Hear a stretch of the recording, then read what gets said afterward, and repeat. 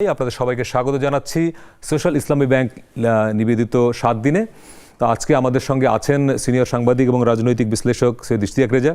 আপনাকে স্বাগত। আছেন ড্যাফোডিল ইউনিভার্সিটির অ্যাকাউন্টিং এবং আর্ট অফ লিভিং ডিপার্টমেন্টের শিক্ষক ইজাজুর রহমান। আপনার ডিপার্টমেন্টের নামটা খুবই সুন্দর, আর্ট অফ লিভিং। অ্যাকাউন্টিং এর সঙ্গে আর্ট অফ লিভিং এর সম্পর্ক কি?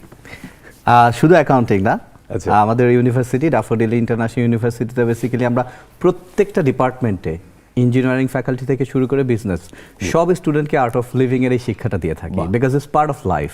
আর লাইফ ছাড়া তো বিজনেস বা ইঞ্জিনিয়ারিং কোনোটাই হবে না। তার মানে আপনি ইঞ্জিনিয়ারিং পড়েন আর অ্যাকাউন্টিং পড়েন, আর্ট অফ লিভিং আপনার পড়তেই হবে। এটি প্রত্যেকটা ডিপার্টমেন্টে কি এটা আলাদা কোনো মানে কারিকুলাম বা বইপত্র আলাদা পরীক্ষা নেওয়া হয় এরকম বিষয়টা? একটু কন্টেক্সচুয়ালাইজ তো করাই হয়, যেমন art of living for engineers. ঠিক আমরা যেমন বিজনেসটা পড়াই যে economics for engineers, economics for the business, different, একটু ডিফারেন্ট হয়, বাট মূল কারিকুলামটা একই। যেখানে আসলে আমরা যে জায়গাটায় ফোকাস করার চেষ্টা করি যে জীবনে যখন সমস্যার সম্মুখীন হই সেটা আসলে A+B হোল স্কয়ারের ফর্মুলা দিয়ে সলভ করা যায় না সব সময়। সেই জ্ঞানটাও, যেটাকে আমরা আসলে এখন ফোকাস করছি ইন্টেলিজেন্সের পাশাপাশি ইমোশনাল ইন্টেলিজেন্স, ইকিউটাও যেন থাকে আইকিউ এর পাশাপাশি সবার। আমাদের সঙ্গে আরেকজন গেস্ট যুক্ত হবেন, উনি এফবিসিসি এর পরিচালক এবং ব্যবসায়ী নেতা নিজামুদ্দিন। আমরা আলোচনাটা রেজা ভাই আপনাকে দিয়ে শুরু করি। আপনি দীর্ঘদিন ধরেই মাঠের সাংবাদিক ছিলেন, এখন যদিও পলিসি মেকার, কিন্তু ব্যবসা করার ক্ষেত্রে বাংলাদেশে আমরা শুরুতেই যেটি বললাম যে একদম ট্রেড লাইসেন্স থেকে শুরু করে রপ্তানি পর্যন্ত যে দীর্ঘ প্রক্রিয়া, সেখানে রবীন্দ্রনাথের সেই কথাটা ধরেই যদি আমি প্রশ্নটা করি আপনাকে, ব্যবসা করার ক্ষেত্রে ভরসা কতটুকু বাংলাদেশে আসলে? ধন্যবাদ আপনাকে। দেখেন, বাংলাদেশে ব্যবসা করাটা এতই কঠিন যে কোনো উচ্চশিক্ষিত ব্যক্তি তার পরিবারের প্রথম চাহিদা হলো একটা ভালো চাকরি, ব্যবসায়ী হতে চায় না। ব্যবসা করার একটা সংস্কৃতি কিন্তু গড়ে ওঠে নাই। তার চেয়ে বড় কথা হলো যে আমাদের এখানে যেভাবে রাজনৈতিকভাবে বিভাজিত একটি সমাজ, সেখানে উদ্যোক্তা হওয়া কঠিন। ব্যবসা করার ক্ষেত্রে সবচেয়ে বড় প্রতিবন্ধকতা আমাদের এখানে তথ্য। আপনি যে উদ্যোক্তা হবেন এই জন্য যে আপনার তথ্যের প্রয়োজন, আপনি কোন জায়গায় বিনিয়োগ করবেন, সেখানকার কি পরিস্থিতি, পরিসংখ্যান কিন্তু গোলমেলে পরিসংখ্যান নানা জায়গায়। এটা করতে গেলে আপনার ব্যবসায়িক যে পরিপত্র আপনি তৈরি করবেন, প্রকল্পপত্র তৈরি করবেন, আপনি কোথায় ব্যাংক লোন পাবেন, কোথায় জমি পাবেন, ইলেকট্রিসিটি বিলের কি অবস্থা, এই সমস্ত তথ্যের একটা বড় ঘাটতি আমাদের এখানে। মানে নির্ভরযোগ্য তথ্যটা আমাদের এখানে কিন্তু একটা বড়, সুতরাং বিজনেস ইনফরমেশন একটা বড় ভূমিকা রাখে। এই জায়গায় সেই ঘাটতিটা আছে, আমি ব্যবসায়ীদের সাথে কথা বলতে গিয়ে দেখেছি। এর বাইরে কয়েকটা কথা প্রারম্ভিক বক্তব্যে আপনি যেটা বলেছেন সেগুলো তো আছেই। ব্যাংকের ইন্টারেস্ট রেট এত কমানোর পরও one of the highest in the world, সবচেয়ে বেশি, এবং অ্যাক্সেস টু ফাইন্যান্স যেটাকে বলে অর্থায়নের সুযোগটা, সেখানে কিন্তু নতুন উদ্যোক্তাদের জন্য খুবই কঠিন, অপরিচিত উদ্যোক্তা কঠিন, নারীদের জন্য তার চেয়েও দুরূহ, এবং এখানে অর্থের মধ্যে প্রবেশ করানোটা সাংঘাতিকভাবে কঠিন কাজ। এর বাইরে যে সমস্যাগুলো আছে সেটা হলো আমাদের যে পারমিশন নিতে গেলে একটা লাইসেন্স, আমেরিকাতে যদি আপনি ব্যবসা করতে যান, শুধুমাত্র আপনি ইমেল করলে আপনার লাইসেন্সটা ইমেলে চলে আসবে পর আধা ঘন্টার মধ্যে, কিন্তু বাংলাদেশে একটা লাইসেন্স নিতে আপনি জানেন কত জায়গায় যেতে হয়। জনাব ইজাজুর রহমান, আপনি একজন শিক্ষক, অ্যাকাউন্টিং পড়ান, আর্ট অফ লিভিং পড়ান, আপনি বলছিলেন যে আর্ট অফ লিভিং এরই তো পার্ট আসলে ব্যবসা বাণিজ্য। ফলে আপনার কি পর্যবেক্ষণ যে বাংলাদেশে এই যে আমরা বলছি যে আমাদের ইকোনমি বাড়ছে, আমরা নিজস্ব অর্থায়নে পদ্মা সেতুর মতো ইনফ্রাস্ট্রাকচার করে ফেলছি, মাথাপিছু আয় এখন $2500, তো এত কিছুর পরে ব্যবসা করতে গিয়ে মানুষের এই অবস্ট্রাকশনগুলো কেন? মানে একাডেমিক পার্সপেক্টিভে আপনি কি ব্যাখ্যা করবেন এটার? আমি ভাইয়ের কথা থেকে বলবো, একদম যেটা দিয়ে শুরু করেছিলেন যে তথ্য, মানে access to information we have difficulties, lacking আছে। কিন্তু আমাদের যেটা মনে হয়, যখন আমরা আসলে পার্টিকুলারলি আমাদের বিশ্ববিদ্যালয় থেকে ডিপার্টমেন্ট অফ বিজনেস এন্টারপ্রেনারশিপ একটা ডিপার্টমেন্টই আমাদের আছে, এবং এই ডিপার্টমেন্টের শুধু উদ্দেশ্য এটা নয় যে আমরা ব্যবসায়ী তৈরি করব, কিন্তু এটাও আমাদের উদ্দেশ্য ছিল যে আসলে যে তথ্যগুলো দরকার সেগুলোকে আমাদের পর্যাপ্ত পরিমাণে রাষ্ট্রীয়ভাবে আছে কিনা, সেটার জন্য গবেষণা আছে কিনা, সেই গবেষণাটার জন্য সরকার এবং এই ইন্ডাস্ট্রি আসছে কিনা বিশ্ববিদ্যালয় বা একাডেমিশিয়ানদের কাছে, সেখান থেকেই তো আমার আসলে তথ্যগুলো অ্যাভেলেবেল হবে। আমাদের মনে হয় তথ্য অপর্যাপ্ত আছে। বিশেষ করে আমি বছর 3 আগে ফিলিপিনে গিয়েছিলাম, আমাদের মতোই তাদের সোশিও ইকোনমিক কন্ডিশন, কিন্তু তাদের growth rate is faster than Bangladesh. One of the major differences যেটা আমি দেখলাম, যে ওদের প্রত্যেকটা ইনিশিয়েটিভের পিছনে, মনে করেন একটা ছোট্ট রেস্টুরেন্ট খুলবে রাস্তার পাশে, সেটার পিছনেও ওর আশেপাশে যে ইউনিভার্সিটিটা আছে তার সাথে আগে গবেষণা করে নিচ্ছে যেটা যেটা রিস্ক viable ফ্যাক্টরগুলো হবে কি কিনা, কি risk factor গুলো কি, এক্স্যাক্টলি। সো যখন আমি গবেষণা করে নামছি, তার মানে এই না যে নামবো কি নামবো না, রাদার দেন নামার সময় কি কি প্রিপারেশন নিয়ে আমি নামবো, এটা যখন হয় তখন ব্যবসার ফেইলিয়ার রেট কমে, তখন না ইয়াং এন্টারপ্রেনাররা সাহস পাই। সো আমি এই জায়গাটাই ফোকাস করছি একাডেমিশিয়ান হিসাবে, যে গবেষণা এবং গবেষণাটা বিশ্ববিদ্যালয়গুলোর সাথে যদি মিলে করা হয়, তাতে বিশ্ববিদ্যালয়ের যে উদ্দেশ্য সেটাও পূরণ হবে, আর সেটা থেকে আউটকাম হিসাবে সব থেকে বেশি গুরুত্বপূর্ণ যে তথ্য একটা ভান্ডার তৈরি হবে, সেটা রিসার্চ বেসড হবে, অ্যাজাম্পশন বেসড না। একটা সিস্টেম আমরা দাঁড় করিয়েছি, ব্যবসায়ীদের মর্যাদাটাও দাঁড় করাতে পারিনি আমরা। এখানে আপনার টেলিভিশনের নাম হলো নেক্সাস। আমার কাছে মনে হয় যে বাংলাদেশের সমাজে নেক্সাস সবচেয়ে কার্যকর। আপনার যদি মানে কার সাথে কার connection? কার সাথে কার একটা dubious connection, underhand dealing, Nexus, কিংবা ধরেন যে আপনি যত বেশি দুর্বৃত্ত তত বেশি ব্যবসায়ী। নেক্সাস শব্দটা অনেকে নেগেটিভ বলছে এখন, Nexus কিন্তু আমরা connection. বলছি যে কানেকশন বা Connection. বন্ধন, কিন্তু অনেক বন্ধন। সময় এটা ওই দুষ্ট চক্র হিসেবে অনেকে বলে। কিন্তু নেক্সাসের বলাও যে it's nexus between the thieves, Right. Nexus between the, But আমরা ব্যবহার করছি এটা পজিটিভ অর্থে, বন্ধন অর্থে ব্যবহার করছি আমরা। এই যে একটা সোসাইটি যদি শাসন প্রণালীর মধ্যে দুর্বৃত্তায়ন থাকে, ব্যবসা তো সেখান থেকে বাইরে যেতে পারে না, সেটা আরো বেড়ে যায়। এবং আমাদের আমলাতন্ত্রের মাইন্ডসেটটা এখন পর্যন্ত প্রো বিজনেস হয়নি, এটা হলো সবচেয়ে বড় প্রতিবন্ধকতার জায়গা। এবং আমাদের রাজনীতিবিদরাও দেখেন, ব্যবসায়ীরা রাজনীতিবিদ হচ্ছে, এমপি হচ্ছে, মন্ত্রী হচ্ছে, কিন্তু নিজেদের জন্য সহজ করতে পারছে না। সমস্যা আমরা কি বলছি, ব্যবসা বান্ধব, আসলে না। নীতিগুলো হচ্ছে কিছু ব্যবসায়ী বান্ধব, ব্যবসা বান্ধব না। রাইট, এটা হলো মূল প্রবলেম। কিছু ব্যবসায়ীর জন্য বান্ধব হচ্ছে, কিন্তু সামগ্রিকভাবে ব্যবসা বান্ধব যাকে যে পলিসিটা বোঝায় সেটা হচ্ছে না। বাংলাদেশ এত বছর হয়ে গেলো, 50 বছর হয়ে গেলো, উনি বিজনেস পড়ান, আমি আশা করি আমার সাথে একমত হবেন, এখন পর্যন্ত ভেঞ্চার ক্যাপিটাল যেটাকে বলি আমরা, এবং একের সাথে ইকুইটি ইনভেস্টমেন্ট, এই দুটো হলো বেসিক জায়গা।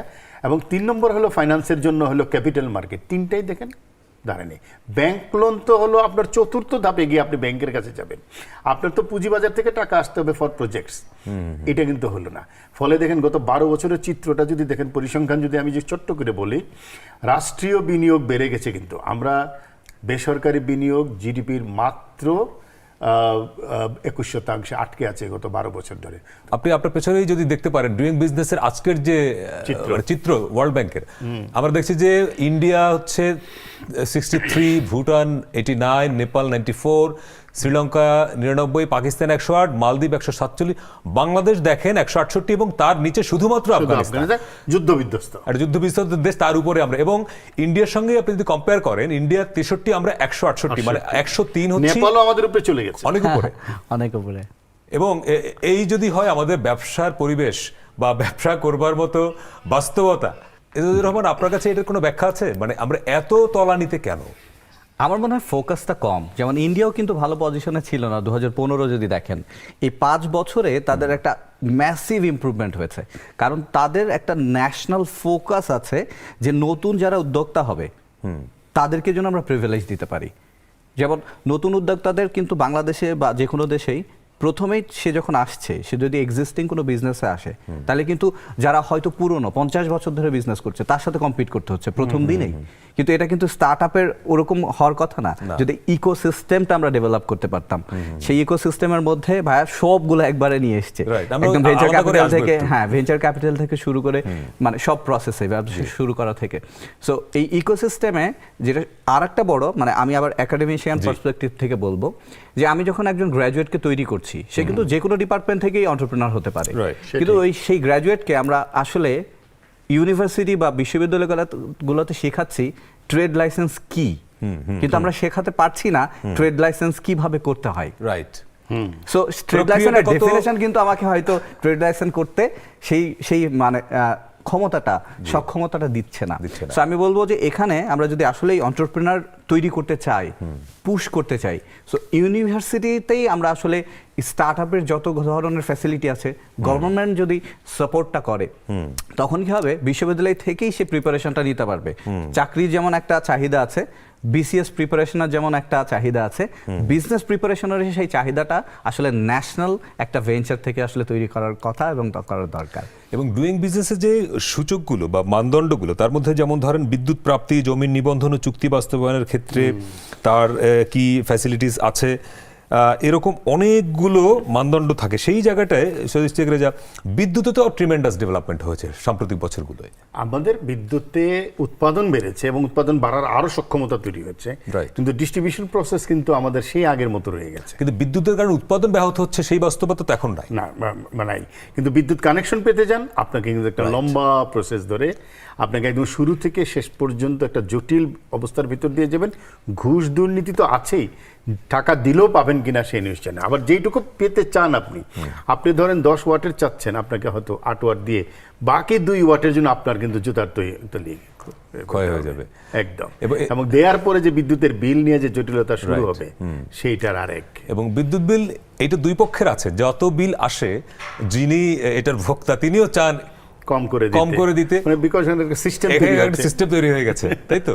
এখন ধরেন আমরা যদি আর একটু গভীরে আলোচনায় যাই, ধরেন আমরা 100 অর্থনৈতিক অঞ্চল করছি, ফলে এইখানে তো একটা অনেক বড় জায়গা, এখানে একটা বড় অংশের বিদেশি কোম্পানি, এবং যারা আসবে তারা তো প্রথমে দেখতে চাইবে যে ডুইং বিজনেসে আমার অবস্থানটা কোথায়।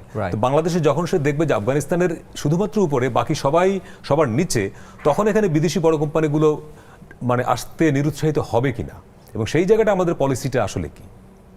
ডেফিনেটলি আপনি যদি দেখেন এফডিআই, যেটা foreign direct investment in Bangladesh, সেটা হ্যাঁ একটা ধীর গতি হলেও বেড়েই চলেছে, কিন্তু ফোকাসড অনলি গার্মেন্টস ইন্ডাস্ট্রিতে। কেন? এটার আবার রিজন কি? এখানে কি আমরা অনেক ভালো সুবিধা দিচ্ছি? না, একটা রিজন, এখানে লেবার চিপ।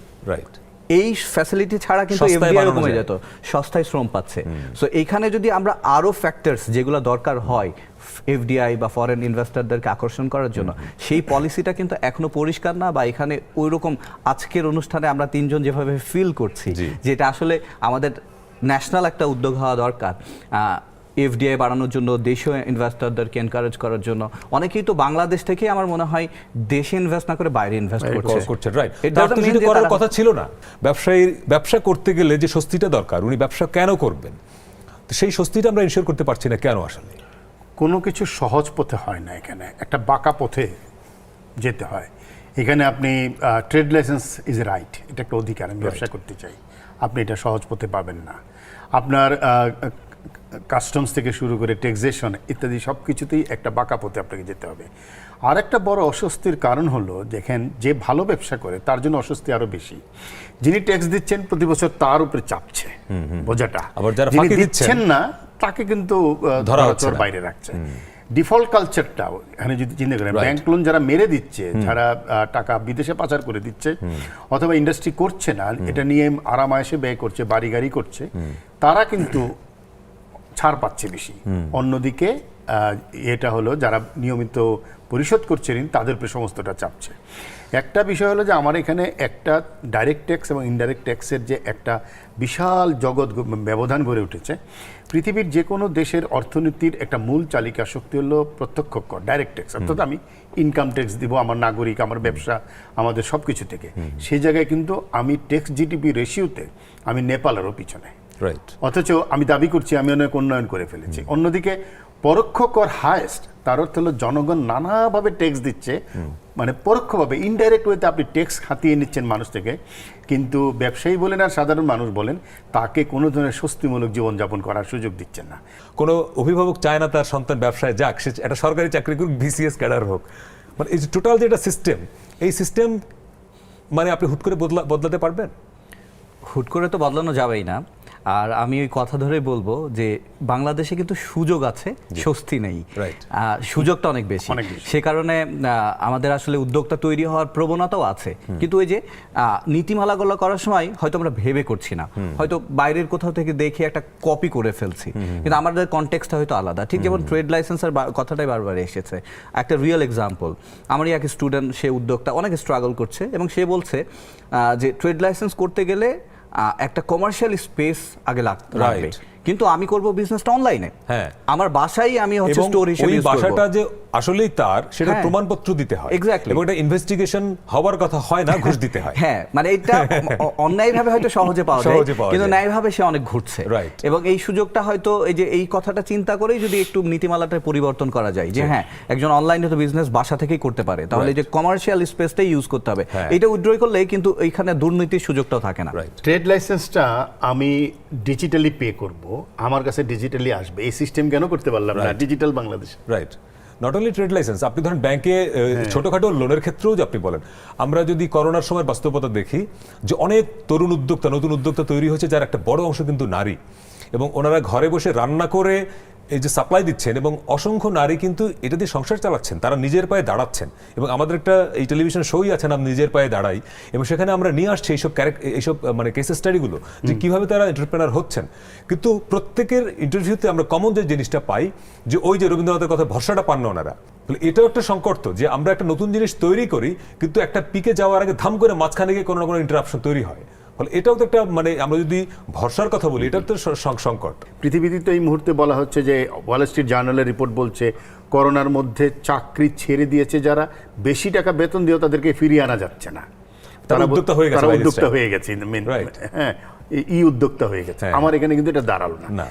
ভ্যালি একটা খুব ক্লাসিক এক্সাম্পল। ওর যখন গেটওয়ে পেমেন্ট আটকে গেল, ওর যখন সাপ্লায়ারদের সাথে মার্চেন্টদের সাথে প্রবলেম হলো, ও যখন ডিস্ট্রিবিউশন চ্যানেলে জিনিসপত্র দিতে পারছে না, তখন সে কিন্তু কাদের কাছে গেছে জানেন? রাজনীতিবিদদের কাছে গেছে। সে হলো অমুক পলিটিক্যাল পার্টির অনুষ্ঠান স্পন্সর করতে গেছে, অমুক ভাই লীগের কাছে গেছে, অমুক চাচা লীগের কাছে গেছে। সে কিন্তু আসলে সিস্টেমের মধ্যে আসে নাই, না। কারণ সিস্টেম করাপ সে জানে, সে মনে করছে ওটা তাকে রক্ষা করবে। আলটিমেটলি তো রক্ষা তাকে করে নাই। ফলে ইজাজুর রহমান, এই যে একটা বড় ধাক্কা এলো, মানে তরুণ উদ্যোক্তা, নতুন উদ্যোক্তাদের জন্য একটা চ্যালেঞ্জ তো এই যে ইভ্যালিটাকে একটা কেস স্টাডি আপনি ধরেন, কিন্তু এরকম আরো অনেকেই আছে এবং অনেকে এখন জেলেও। ফলে এটি কি আমরা যে বলি যে নতুন উদ্যোক্তা তৈরি হবার ক্ষেত্রে একটা চ্যালেঞ্জ তৈরি করলো কি, নাকি এটি অসুবিধা না? আমি একটু ডিফারেন্টলি এই জিনিসটা দেখানোর চেষ্টা করব, দেখার চেষ্টা করব। প্লিজ।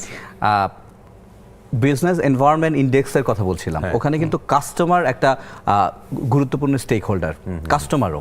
ঠিক যেমন আমাকে ফাইন্যান্সিং যারা করবে গভর্নমেন্ট, সেরকম কাস্টমারও। কাস্টমার যদি স্মার্ট না হয় তাহলে কিন্তু আপনার বিজনেস করতে কঠিন হবে। আমাদের বাংলাদেশি কাস্টমারদের নলেজ গ্যাপ অনেক কম। এটা নিয়ে আপনি অনেকগুলা এপিসোড দেখবেন, বাংলাদেশের অনেক গ্র্যাজুয়েটস বানিয়েছে, যে আমি দেখতে পাচ্ছি যে এটা খুবই একটা ইনফ্লেটেড বা আমি বলবো মিরাকল একটা রেটে আমাকে একটা প্রোডাক্ট দিচ্ছে। বিনা কাস্টমার আমার তো ডাউট হওয়ার কথা, সেই ডাউটটা কেন করছি না, কেন আমি ওখানে ইনভেস্ট করছি, ঝাঁপিয়ে পড়ছি। এটা কিন্তু সুযোগ ইভ্যালি নিয়েছে। তো আমার কাস্টমারকে অ্যাওয়ার করার জন্য ক্যাব থেকে শুরু করে আমি বলবো যে বিশ্ববিদ্যালয়গুলোরও এরকম একটা ম্যাসিভ দায়িত্ব নেওয়া উচিত যে আসলে আমি কোন প্রোডাক্টটা কিনবো। আমরা তো কনজিউমার রাইটস নিয়ে আমরা কনজিউমাররাই অনেক বেশি অসচেতন, সে কারণেই তো আসলে রাইটটা আমরা নিতে পারি না। এটার সাথে কিন্তু বিজনেসের কানেকশন আছে। ইভ্যালি কোনোদিন ইভ্যালি হতে পারতো না যদি আমরা স্মার্ট কাস্টমার হতাম। রাইট। একটা ফ্রিজের অফিসিয়াল দাম যেটা শোরুমে 1 লাখ টাকা, সেটি যখন সে 50,000 টাকায় দেয়, আমার তো প্রথম প্রশ্ন করার কথা 50% কমে কি করে দেয়? আমি কোম্পানির কাছ থেকে কিনলেও তো আমি এই দামে পাবো না। 300% ক্যাশব্যাক, 175% ক্যাশব্যাক, ডাউট হওয়ার কথা অনেক বেশি। মানে আমি আপনাকে এক্সাম্পল দিব। আমি একটা প্রোডাক্ট সেদিন দেখলাম যেটার রেগুলার মার্কেট প্রাইস 1,000 টাকারও বেশি, সে 100 টাকায় অফার করছে। আমি নিতে চাই, সেটা 100 টাকাতেই নিতে চাই, কিন্তু আবার প্রথম ইনবক্সে প্রশ্ন ছিল আপনি কিভাবে এত কমে দিচ্ছেন, এক্সপ্লেইন। আমি যদি সন্তুষ্ট হই তবে আপনার সাথে কিনবো। রাইট। এখন ধরেন আমরা ইভ্যালির কথা যদি বলি বা ই কমার্সের বড় বড় প্রতিষ্ঠানের কথা বলি, ডিরেক্ট আমি একটা ফ্রিজ কিনলাম, আমি কাস্টমার, এটি ধরেন আমি ডিরেক্ট পারচেজ করলাম, কিন্তু অনেকে তো ইনভেস্ট করে, মোটা অঙ্ক ইনভেস্ট করে ইভ্যালিতে, বা তার আগে যুবক ছিল, ডেস্টিনি ছিল, রাইট, কোটি কোটি টাকা অনেক ইনভেস্ট করেছে, সেই ইনভেস্টমেন্টটা কি করে হলো? মানে এখানে কি শুধুমাত্র অসচেতনতা, নাকি লোভ একটা বড় কাজ? লোভ এবং শর্টকাট। সব জায়গায় আমরা শর্টকাট খুঁজি, শর্টকাটে বড় লোক হতে চাই, বিজনেসম্যান হতে চাই, এবং देयर इज नो শর্টকাট না এনিওয়্যার, বিজনেসে তো নাই। এবং এটা কেন হয়েছে? কারণ আমাদের না ছোটবেলা থেকেই ক্লাসেও ফেল করতে আমাদের বারণ করা হয়। হ্যাঁ, রাইট। টিচাররাও বলে ফার্স্ট হতে হবে, ফেল তো করাই যাবে না। সো যারা এই 10, 12 বছর, 16 বছর ধরে পড়াশোনা করে, যেখানে একটা জিনিস মাথায় ঢোকে, ফেল করা যাবে না। আর বিজনেসে ফেল করা যাবে না, ফার্স্ট হতে হবে। ফার্স্ট হতে হবে, আর বিজনেসে কিন্তু fail must. Right. So fail করার ভয় আগে তো নিচ্ছি না। রাইট, বিজনেসে তো ফেল করলেই পাস করা যায়। হ্যাঁ, সো এই যে এটা একটা আমি বলবো যে পুরো সোসিও আমাদের ট্রমা বা প্রেজুডিস, যে একজন যখন নতুন উদ্যোক্তা হোক বা যে কোনো বিজনেসেই আপনাকে সব থেকে বড় সাপোর্ট যে দেয় সেটা হচ্ছে পরিবার। ভাই শুরুতেই বলেছে, সো পরিবার এবং আমার যে গুরুরা থাকেন, মেন্টার, তারা যদি আমাদের একবার সাহস দেয় যে ফেল করেছো তাতে কি, বা ফেল করলে কোনো সমস্যা নেই, তোমার এক্সপিরিয়েন্সটা তুমি নেক্সট ইয়ারে হয়তো কাজে লাগাতে পারবা। এবং এটা not a matter of 1 year, overnight. তোমাকে হয়তো একটা নির্দিষ্ট লং টার্ম গোল করতে হবে। লং টার্ম গোল বলে আমরা আসলে বিজনেসম্যানরা বা নতুন উদ্যোক্তারা সবাই এটা দেখি আজকে না। ব্যবসা স্টার্ট করে কালকে সে প্রফিট চায়, যে কারণে ইভ্যালি আমাদেরকে আসলে ধরতে পেরেছে বা ইভ্যালি আমরা ভরসার জায়গায় যাই। আমি নিজের এক্সপিরিয়েন্স থেকে বলি, 12-13 সালের দিকে আমি বান্দরবানের বেশ কিছু এলাকায় লামা আলী কদমে গিয়েছিলাম। টোবাকো মানে তামাক মানে তামাক পাতার যে উৎপাদন, ওটার স্টোরি করার জন্য, দেখার জন্য যে কেন শত শত কৃষক তামাক উৎপাদন করে, কেন সে আলু পটল করে না বা টমেটো করে না। কৃষকদের কমন উত্তর ছিল প্রত্যেকের যে আমি এই যে পাহাড়ি এলাকায় আমি যে আলু কিংবা পটল উৎপাদন করব, আমি এটা তো চিটাং বাজারে নিয়ে যেতে হবে, আমি যাবো, আমার রাস্তা খারাপ, আমি যেটাকে রাখবো আমার কোল্ড স্টোরেজ নাই।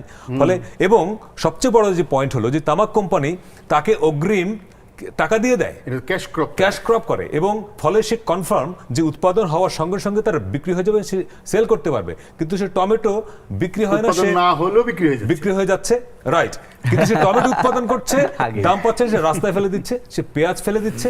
এটা তো বড় ভরসার সংকট যে আপনি তাহলে একজন কৃষক পণ্য উৎপাদন করবে, সেটা সে বাজার পর্যন্ত নিয়ে যেতে পারবে না, সে মানে পর্যাপ্ত সে দাম পাবে না, সে উৎপাদন করবে কেন? এই ভরসাটা তো রাষ্ট্রের দেওয়ার কথা, সেই ভরসাটা কোথায়? সিস্টেমটাই গড়ে ওঠে না। যেটা উনি বলছিলেন যে একটা কালচার হয়, বিজনেস কালচার, আমাদের এখানে সেই কালচারটা নেই। ইউনিভার্সিটিতে আমরা বাংলাদেশের মতন বোধ হয় BBMBA পৃথিবীর কোথাও পুস্তক না, যেই এত ম্যানুফ্যাকচার্ড হচ্ছে এখানে উৎপাদন যে পরিমাণ হচ্ছে BBMBA।